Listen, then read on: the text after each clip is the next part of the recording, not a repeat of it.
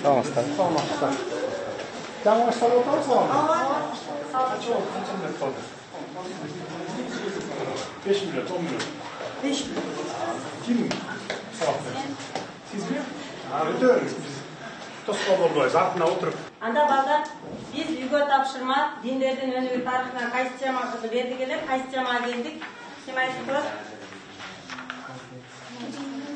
Сүрдөнбө, жашынакай отурабыз, бир четинен бизге бүтүнсүз болуп толкундан кеттик, өзүбүз дагы президент келет деп ойлогон эмес, балдар дагы толкундап кетти.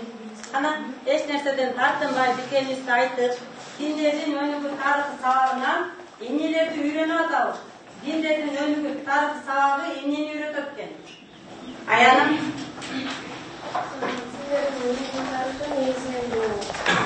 башка мисалы башка агымдарга кирип кетпеш үчүн жүргүзүлүптүр.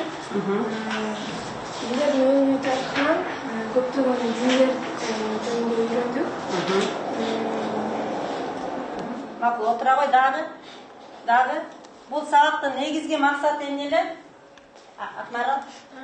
Бул сабактын негизги максаты бул башка диндерди, башка христиан диндерди дагы бизди жаман ойлобош үчүн мындай башка эмеге динийлерге бурулуп же болбосо Тыюу салынган диний агымдарга кирип кетпөө үчүн, дагы биздин өлкө кандай өлкө эле? эркин эмес. Кандай өлкө? Аскар? Биздин өлкө эркиндик болот, анткени ар бирөө өзүнүн мамлекетибиз суверендүү, көз карандысыз, демократиялуу өлкө, А динге байланыштырганда кандай өлкө? Мурунку темада өттүк элем го? Ислам дини көп таралган. Туура, светтик мамлекетпиз, Светтик мамлекет. Демек биз ушул мамлекетте жашап атабыз. Дагы биздин өлкөдө кандай улуттар жашайт эле? Ар кандай улуттар жашайт болобуз. Көп улуттуу өлкөбүз, Канчадан ашык улуттун өкүлдөрү бар деди? 10дон ашык. 10 элеби? 80ден ашык. 80ден ашык улуттун өкүлдөрү жашайт, Ким отуруптур? Билал? Христиандар, буддисттер. Анан эң негизгиси биздин динибиз кайсы? Ислам дини. Мусулмандар жашайт экен. Көбүнчө биздин өлкөдө ушул диндин кайсы өкүлдөрү көбүрөөк жашайт эле? Ислам динин тутунган мусулмандар көп жашайт экенсе, канча проценттен ашык мусулмандар бар? Бакыт 80-85% биздин өлкөдө мусулман дининдегилер түзөт дегенсе, демек ар бир диндин өкүлдөрү кандай жашашыбыз керек? Кандай жашаш керек? Ынтымакта жашаш керекпиз дагы. Бардык динге бирдей көз карашта, бардык динге бирдей көз карашта карашыбыз. Демек биз кайсы динде болбойлу, биз өз мусулман болгондуктан башка диндин өкүлдөрүнө дагы сый урмат менен мамиле кылышыбыз керек. Биз дин жок мезгилде деле жашап келгенбиз, туурабы? Өзүбүздүн каада салтыбыз, үрп адатыбыз менен жакшы тарбияланып, улууга урмат, кичүүгө ызатты жашап келгенбиз да, туурабы? Анан биздин ата бабаларыбыз ушул динди тандап алышкан. Буга чейин деле ислам динин, буддизм диндерин тандап алса болот беле? Болмок. Бирок эмне үчүн ушу ислам динин тандап алды? Анткени бизде ислам динин тандаган себеби анткени биздин биринчиден өзүнүн кыргыздардын өзүнүн окшоштугун карашкан. Биринчиден кандай окшоштук бар экен башка диндерде? Биздин жашоо турмушубуз динге эмне болгон? Окшош. Туура келген, Ушуга чейин эмнени үйрөнүптүрбүз, эмнени түшүнүптүрбүз, эмнени билиптирбиз, экөөнү суроо беребиз. Эгер жооп бере албаганда кайра өзүбүз жооп беребиз. Анткени биз буга чейин өттүк да ошол темаларды. Анан Эленора, Ислам дининдеги негизги булактар булар кайсылар? Негизги булактар бул Куранын китеби болуп саналат. Ал жакта ар бирөөнүн кандай жүрүш керек, адам баласы кандай болуш керек, жана Кудайдын адамдарга болгон эмеси кандай болот, ошонун баарын маалыматтар ушул жакта жазылган да. Элерак туурабы? Ислам дининин булактары, негизги булактары бул Куран, Сүннөт, Ижма, Кыяс. Бул сабак качан келди? Быйыл эмес, былтыр сентябрда. Жок, былтыр жыл менен былтыр болуп калды. 2022 жыл. 2022 жылы сентябрда кирди, 9-класска Биздин планыбызда 7-8 класска дагы киргизүү планыбызда бар.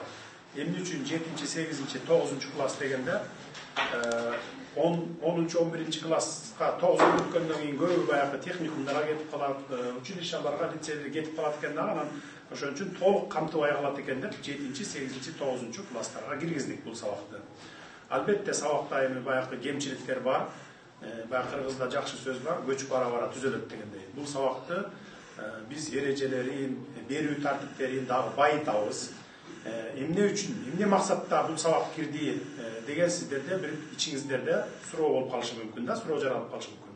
Анткени биз Союз чачыраган 30 жыл мезгилинде ар тарапка чачылып кеттик.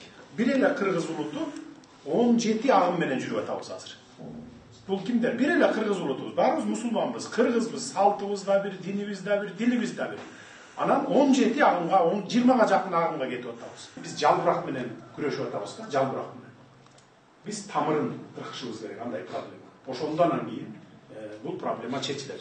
Биз ушул максатта киргиздик муну. Бул дин таануу сабагын, диндерди таануу сабагын киргизип эле биз таң улап эле баары мусулман болосуң, анан тиги бу деген андай жок. Мектептерден биз мугалимдер мына азыр жакшы жолдорду көрсөтүп атат. 11-ди бүткөндөн кийин ар кайсакка кетесиңер, бирөөңөр окуп кетесиңер, бирөөңөр иштеп кетесиңер, жашоодо кыйынчылыктар болот, жеңилдиктер болот дегенде анан кыйынчылык башына түшкөн балдар, кыздарыбыз деле динге сүйрөп эле алып кирет экен. Кел, мына могу жерге келсең, ушул жерде жакшы, мына мондай болот десе эле, анан ал мектептен түшүнүк албагандан кийин, билим албагандан кийин анан ээрчип баягы агымдарга кирип кетип атат балдарыбыз. Көп адамдар Сирияга кетип калып атат, мына согушуп аткан жерлерге. Ушинтип барып эле бир капырларга каршы күрөшүп, ок атсак эле бейишке чыгат экенбиз кийин деген бир мындай кыска түшүнүк, чолок түшүнүктү мээсине тутуп алат экен дагы эле, ошондой жерге келип. Же болбосо бир капырга караша бирдеме кылсаң, жардырсаң, анан өлүп калсаң сен бейишке чыгасың десе, ошондой бир халк сөздөргө ээрчип алып, ушундай кирип кетип атат. Биз ошон үчүн мына ушул сабакты киргизип атабыз. Эми Кудай буйрса бара-бара эрежелеринде жана сиз баа койбойт деп атпайсызбы? Коюш керек сөзсүз. Сөзсүз баа коюш керек. Анан активдүү болушуңар керек да. 5-6 эле окуучу катышып атат, калгандары аябай пассивный болуп атасың.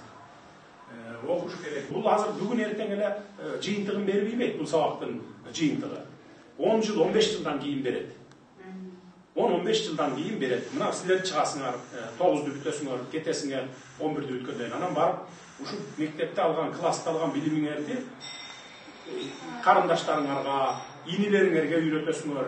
Эне аталарыңар туура эмес жолго кетип баратса, айтасыңар, ай, могу сиз туура эмес жолдо кетип баратсызбыз. Ошон үчүн биз мектепке ушул сабакты киргизип, мамлекеттин саясаты менен бир колеяга салыш максатыбыз.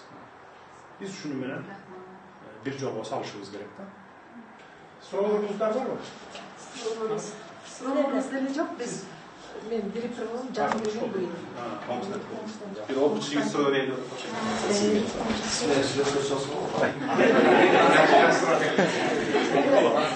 Сиздер сүрөткө түшө албайсыздар.